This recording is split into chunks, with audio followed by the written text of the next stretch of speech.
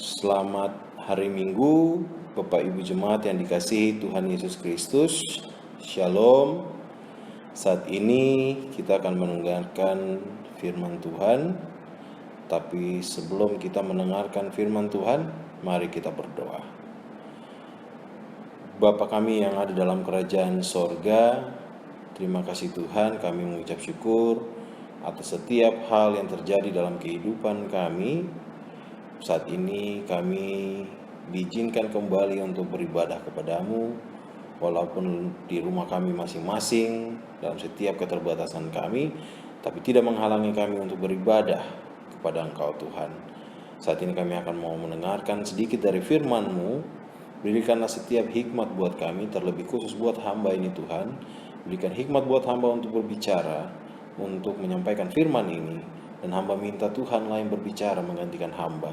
Sekiranya layakan hamba untuk membawa firman ini Tuhan Yesus. Terima kasih Tuhan Yesus, ampuni segenap salah dan dosa kami.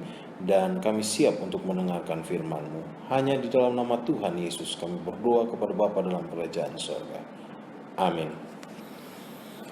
Bapak Ibu Jemaat yang dikasihi Tuhan Yesus Kristus, saat ini kita akan membaca firman Tuhan yang terambil dari Kisah Para Rasul 2 ayat 1 sampai ayatnya yang ke-13.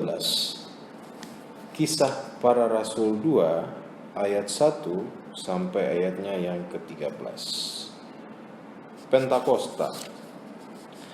Ketika tiba hari Pentakosta, semua orang percaya berkumpul di satu tempat. Tiba-tiba turunlah dari langit suatu bunyi seperti tiupan angin keras yang memenuhi seluruh rumah di mana mereka duduk.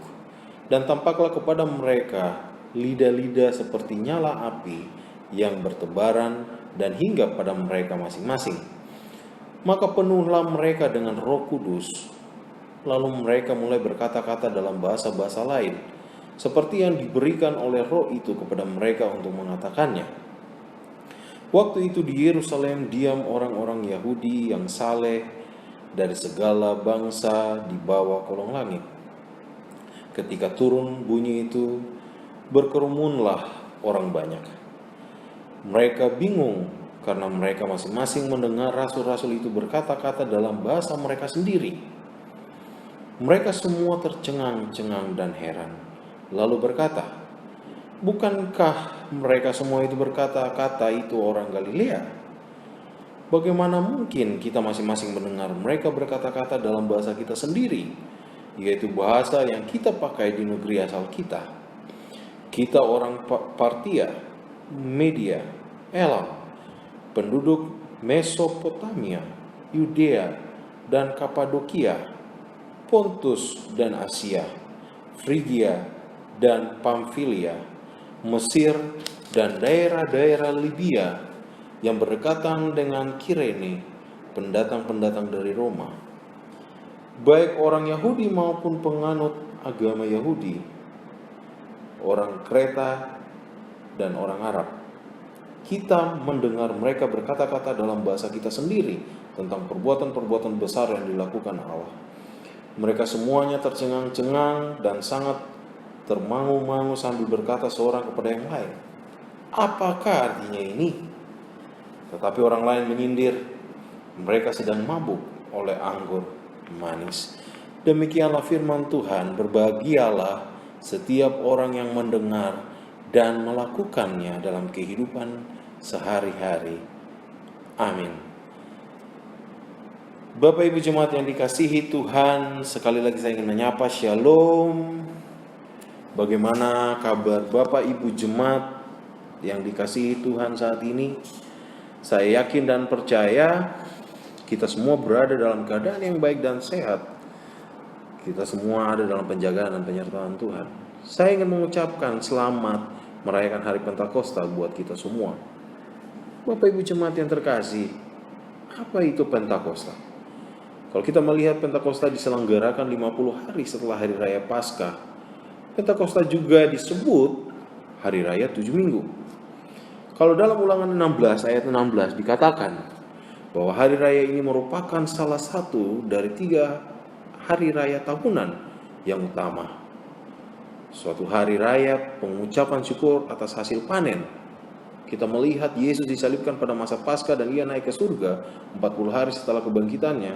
Roh Kudus turun 50 hari setelah peristiwa kebangkitan. Dan kata lain 10 hari setelah peristiwa kenaikan Tuhan Yesus. Setiap orang setelah saat itu orang Yahudi dari berbagai negara berkumpul di Yerusalem dan mengikuti perayaan itu.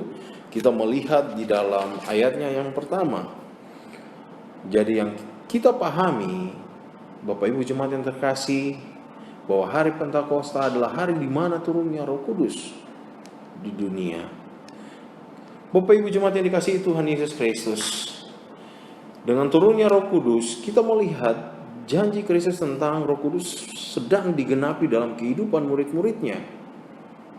Jika kita berbicara mengenai Roh Kudus adalah sebutan yang ditujukan kepada pribadi ketiga dari Tritunggal dan digunakan untuk membedakan dia dari pribadi pertama yakni Bapa dan pribadi kedua yakni Anak.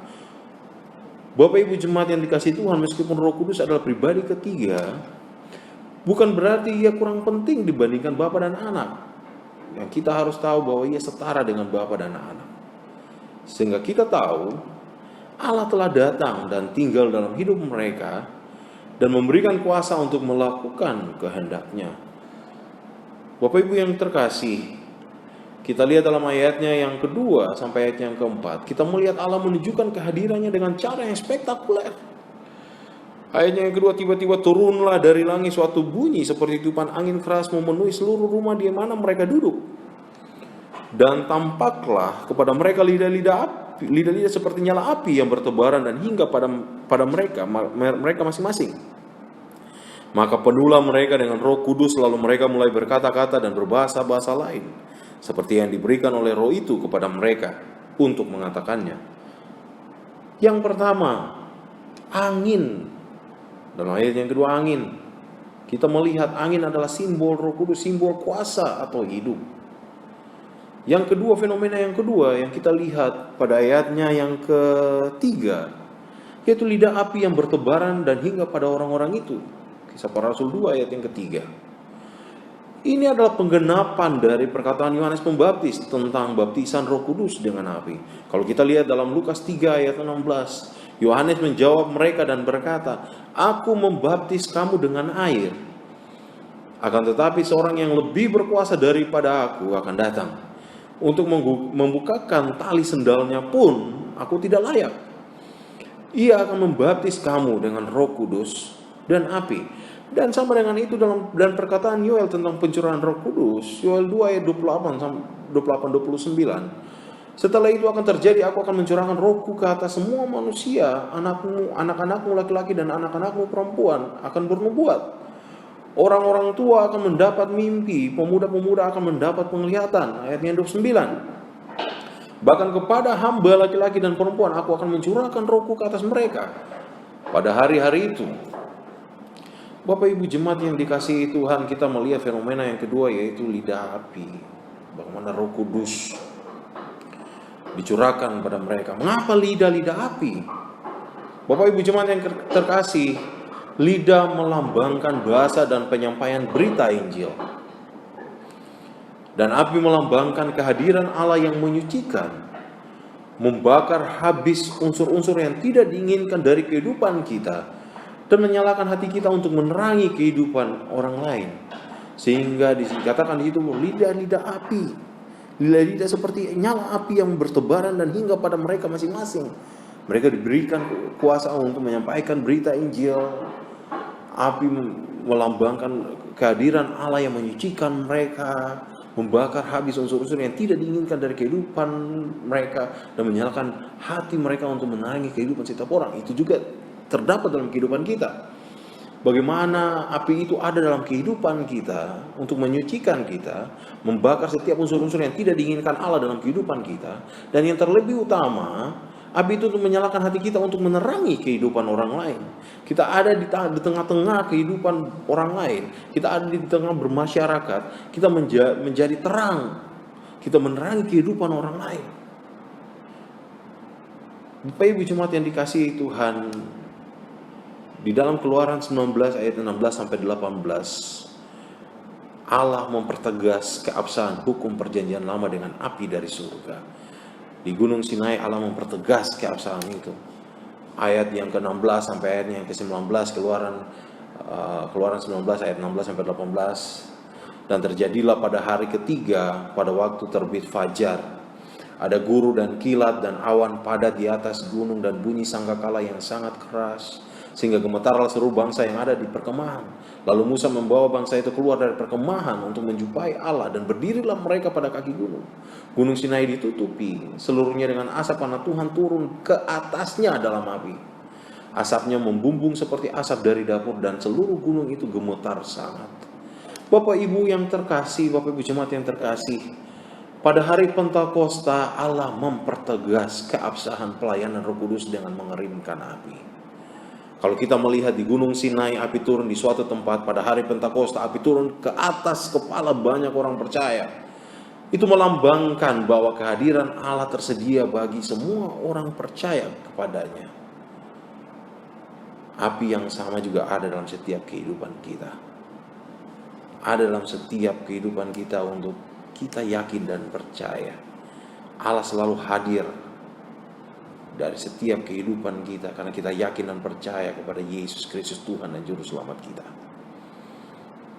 Bapak Ibu jemaat yang terkasih, fenomena ketiga pada Kisah Para Rasul 2 ayat keempat adalah perkataan. Kata-kata adalah hal biasa bagi manusia, tidak istimewa. Namun Pentakosta memperlihatkan bahwa kata-kata biasa berada di atas fakta yang menurut manusia tidak istimewa. Saat itu diberikan karunia berbicara dalam bahasa lain adalah efek pertama Pentakosta. Kerumunan orang saat itu berasal dari berbagai bangsa. Kita bisa lihat dalam Kisah Para Rasul 2 ayat 5. Waktu itu di Yerusalem diam orang Yahudi dan yang saleh dari segala bangsa di bawah kolong langit. Mereka menggunakan bahasa dan dialek yang berbeda. Fenomena ini disadari ketika para rasul mulai berbicara dalam bahasa yang dapat dipahami para pendatang. Namun Bapak Ibu yang terkasih, fenomena ini bersifat temporer. Allah memberikan karunia ini secara khusus untuk kepentingan orang Yahudi yang belum percaya saat itu dalam Kisah Para Rasul 2. Sekali lagi saya ingin katakan, Allah datang dengan cara yang spektakuler atau dengan cara yang perkasa. Dengan cara yang kalau mau dibilang wow. Bapak Ibu jemaat yang terkasih, cara yang di luar pemikiran kita. Cara di luar apa yang kita pahami. Cara yang tidak diharapkan dan murid-murid melakukan hal-hal yang mengagumkan. Cara yang spektakuler. Kita melihat dalam ayat 4 sampai ayat yang ke-11.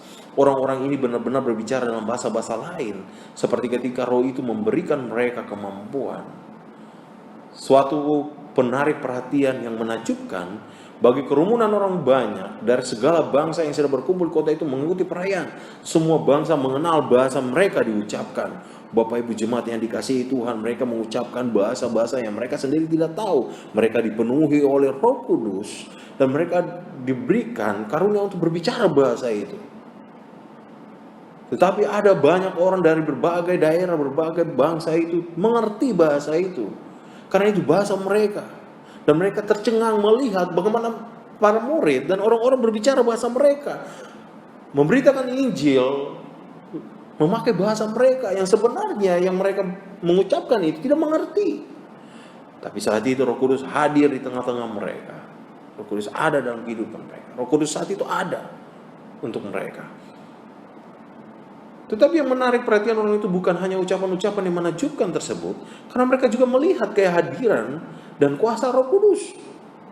Karena para rasul terus melayani dalam kuasa Roh Kudus kemanapun mereka pergi. Kita melihat yang menarik di sini bahwa apa yang Allah buat dalam kehidupan setiap orang percaya jauh daripada apa yang kita pikirkan. Kalau mau dikatakan bahwa jauh daripada pikiran yang biasa, lebih daripada cara berpikir yang biasa. Allah membuat sesuatu yang menakjubkan. Begitu juga dalam kehidupan kita sehari-hari. Allah membuat sesuatu jauh dari apa yang kita pikirkan, apa yang kita harapkan. Bapak Ibu jemaat yang dikasihi Tuhan, dari peristiwa Pentakosta ini, kita dapat melihat dan memahami apa yang Allah inginkan. Yang pertama, Allah bisa menyatakan dirinya kepada kita dengan cara kita, Bapak Ibu. Tapi saya mau katakan bahwa kita harus waspada untuk tidak memaksakan harapan kita kepada Allah. Kadang kita memaksakan harapan kita kepada Allah untuk Allah menyatakan dirinya lewat setiap mujizat-mujizat yang Dia buat. Entah itu kita meminta bahwa Tuhan, saat ini saya sedang sakit, Tuhan sembuhkan saya saat ini. Tuhan, saya sudah berdoa, bergumul terus menerus, tapi jawaban itu belum datang. Tuhan, saya butuh ini Tuhan. Saya meminta daripadamu terus menerus, tapi Engkau tidak menjawab, Engkau tidak mencukupi kebutuhan saya. Kita kadang-kadang kita memaksakan harapan kita kepada Allah, tapi kita tidak melihat bahwa Allah menyatakan dirinya dengan caranya yang lebih daripada apa yang kita pikirkan. Bapak Ibu jemaat yang dikasihi Tuhan, dalam 1 Raja-Raja 19 ayat 10 sampai 13 kita melihat Elia juga membutuhkan suatu pesan dari Allah. Di situ dikatakan mula-mula dengan tiupan angin yang besar, disusul dengan gempa bumi dan akhirnya api. Akan tetapi pesan Allah datang dalam angin sepoi-sepoi basah. Bapak Ibu yang jemaat yang dikasihi Tuhan Yesus, Allah dapat menggunakan cara yang dramatis untuk bekerja dalam kehidupan kita. Ataupun Ia mungkin berbicara dalam bisikan yang lemah lembut. Kita hanya perlu bersabar, menunggu, dan kita selalu mendengarkan apa yang Tuhan inginkan. Kadang-kadang kita tidak sabar, Bapak Ibu jemaat yang dikasihi Tuhan.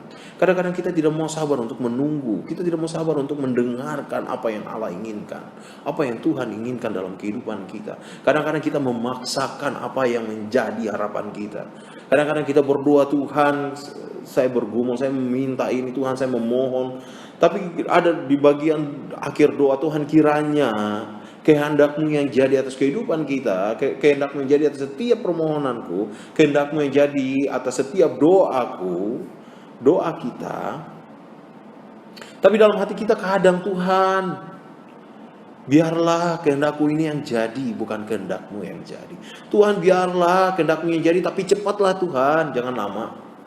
Kadang-kadang kita memaksakan apa yang menjadi harapan kita, permohonan kita. Tapi satu hal yang pasti, waktu Tuhan tidak pernah terlambat dan tidak terlalu cepat, semuanya tepat pada waktunya. Jikalau kita meminta pertolongan Tuhan, jika kita meminta apa yang menjadi pergumulan kita, kita menaruh pengharapan kita hanya bisa bersabar dan menunggu jawaban Tuhan. Tuhan memakai banyak cara yang spektakuler dalam kehidupan kita. Bapak Ibu jemaat yang dikasihi Tuhan Yesus Kristus, marilah kita menunggu dan mendengar apa yang Tuhan mau bilang, Allah mau bilang dalam kehidupan kita. Biarlah kita sabar dan menunggu bagaimana Allah menyatakan dirinya dalam kehidupan kita, dalam setiap hal dalam kehidupan kita, terutama dalam melewati masa pandemi COVID-19 ini. Di saat kita berbicara, di saat kita berdoa, Tuhan, kapan selesai kita bisa melewati masa pandemi COVID-19 ini? Atau jangan-jangan kita harus menjadi terang dalam masa pandemi COVID-19 ini? Karena Roh Kudus itu selalu ada dalam diri kita. Roh Kudus selalu ada. Biarlah kita bernyala-nyala, seperti yang tadi katakan, api ada dalam setiap kita untuk menjadi terang dalam kehidupan orang lain, terutama dalam masa COVID-19 ini. Bapak Ibu jemaat yang dikasihi Tuhan Yesus Kristus. Yang kedua, mau dikatakan bahwa kekristenan tidak dibatasi pada satu suku, bangsa, atau kelompok orang tertentu. Kristus menawarkan keselamatan pada semua orang tanpa melihat kebangsaan. Pada penghujung di Yerusalem terkejut pendengar para rasul, para pengunjung yang di Yerusalem terkejut mendengar para rasul orang percaya lainnya berbicara dalam bahasa-bahasa yang bukan bahasa mereka sendiri, tapi mereka tidak perlu terkejut. Karena apa? Allah melakukan berbagai mujizat untuk memberitakan Injil dengan menggunakan banyak bahasa saat Ia memanggil segala macam orang untuk menjadi pengikutnya. Tanpa memandang suku, warna kulit, kebangsaan, atau bahasa kita, Allah berbicara kepada kita. Tergantung apa kita mau mendengarkannya atau tidak. Benar Bapak Ibu jemaat yang dikasihi Tuhan, Allah melakukan berbagai mujizat untuk memberitakan Injil dari setiap kehidupan kita. dari setiap bahasa-bahasa kita. Tidak memandang suku, warna kulit, kebangsaan kita, bahasa kita. Allah berbicara kepada kita. Karena apa? Roh Kudus telah turun dalam kehidupan kita. Roh Kudus turun di setiap kita. Sehingga kita mengerti dan kita pahami. Tugas kita hanya memberitakan Injil. Tugas kita hanya melayani. Tugas kita hanya melihat bagaimana Allah menyatakan dirinya dalam kehidupan kita. Dan kita menjadi saksi yang hidup. Menjadi terang buat orang lain. Bapak Ibu jemaat yang terkasih, yang ketiga, ketika kerumunan orang yang berkumpul itu menyadari bahwa sesuatu yang terjadi di luar batas pemikiran mereka tentu menginginkan suatu penjelasan. Pada titik ini Petrus maju dan menjelaskan kebenaran mengenai Allah. Saya mau katakan bahwa ini seharusnya merupakan pola dalam kehidupan kita juga, Bapak Ibu jemaat terkasih. Semoga kita hidup dengan cara demikian, sehingga orang lain dapat melihat Kristus di dalam kita. Kita menyatakan bahwa Allah ada dalam setiap kehidupan kita. Kita menyatakan bahwa apa yang Allah lakukan dalam kehidupan kita bisa menjadi berkat buat orang lain pada saat ini. Entah itu dari setiap berkat yang Allah berikan, entah itu dari setiap kesembuhan-kesembuhan yang Tuhan berikan, entah itu dari setiap pergumulan yang Tuhan menjawab apa yang kita gumuli, bisa menjadi berkat buat orang lain. Kita bersinar dan bercahaya. Kata Matius 5 ayat 14 dan Filipi 2 ayat 15, kita memang harus bersinar dan bercahaya. Dan juga kita adalah garam dalam Matius 5 ayat 13 mengatakan, maka hidup kita akan menarik perhatian orang lain. Bapak Ibu jemaat terkasih, bersinar bukan berarti bersinar di tempat yang terang. Kita bersinar di tempat yang gelap dan bercahaya di tempat yang gelap. Kita bersinar dalam setiap kehidupan orang lain yang mungkin ada di dalam kegelapan, yang mungkin membutuhkan pertolongan Tuhan. Kita menjadi orang-orang yang bersinar dan bercahaya buat mereka, mengasihi mereka. Kita menjadi garam dalam kehidupan ini. Dalam Matius 5 ayatnya yang ke-14 berkata bahwa kamu adalah terang dunia. Kota yang terletak di atas gunung itu tidak mungkin tersembunyi. Ayatnya yang ke-13 berkata, kamu adalah garam dunia. Jika garam itu menjadi tawar, dengan apakah ia diasinkan? Tidak ada lagi gunanya selain dibuang dan diinjak orang. Maka kita hidup menjadi garam, menjadi terang. Kita bersinar dan bercahaya, sehingga orang-orang memperhatikan kita dan menarik perhatian orang lain, sehingga kita menjadi saksi yang hidup atas setiap bukti penyertaan Tuhan dalam kehidupan kita. Mereka pasti ingin mengetahui apa yang begitu menarik dan berbeda pada kita, pengikut-pengikut Kristus, menjadi terang dunia, menjadi garam dan terang dunia. Lalu kita bisa menjelaskan pengharapan Kristen kita. Dalam 1 Petrus 2 ayat 15 berkata, sebab inilah kehendak Allah, yaitu supaya dengan berbuat baik kamu membungkam kepicikan orang-orang yang bodoh. Apa yang berbeda dengan hidup kita? Dan kejadian spektakuler apa yang akan membuat orang menghentikan kita dan berkata bagaimana bisa begini? Hanya satu, kita berbuat baik, kita menjadi saksi. Saat ini banyak orang berbuat baik. Saya mau katakan bahwa tugas kita hanya berbuat baik dan berbuat baik, supaya orang melihat bahwa kita berbuat baik. Inilah pengharapan Kristen kita, karena Yesus lebih dulu berbuat baik buat kita, karena Yesus lebih dulu melayani kita, sehingga dalam 1 Petrus 2 ayat 15, supaya kita berbuat baik, kita membungkam kepicikan orang-orang yang bodoh. Bapak Ibu jemaat yang dikasihi Tuhan, Biarlah Roh Kudus tinggal dalam setiap pribadi orang Kristen saat ini, terutama juga kita, dan mengizinkan kita untuk melayani dan menjadi saksi, untuk memberitakan begitu besar kuasa Allah dan pekerjaan tangannya melalui anaknya Tuhan kita Yesus Kristus. Dan dengan kuasa yang sama, dari roh yang sama yang dimiliki oleh murid-murid, kita memberitakan Injil, kita melayani, kita berbuat baik, kita menjadi terang, kita menjadi garam. Kita menyatakan bahwa Allah ada dalam setiap kehidupan kita. Apa yang Allah lakukan, Yesus lakukan dalam kehidupan kita adalah sesuatu yang spektakuler, yang menjadi saksi buat orang lain dan menjadi berkat buat orang lain, sehingga mereka diberkati. Mereka yakin dan percaya bahwa Yesus adalah Tuhan dan Juru Selamat kita. Biarlah firman Tuhan ini selalu menguatkan kita. Biarlah Roh Kudus selalu ada dalam setiap pribadi orang Kristen dan saat ini buat kita. Sehingga kita yakin dan percaya kita melewati masa pandemi COVID-19 ini dengan sukacita, dan tidak kurang satu apapun rasa percaya, keyakinan kita buat Tuhan Yesus. Dan kita tetap kedapatan setia. Amin. Tuhan Yesus memberkati. Mari kita berdoa.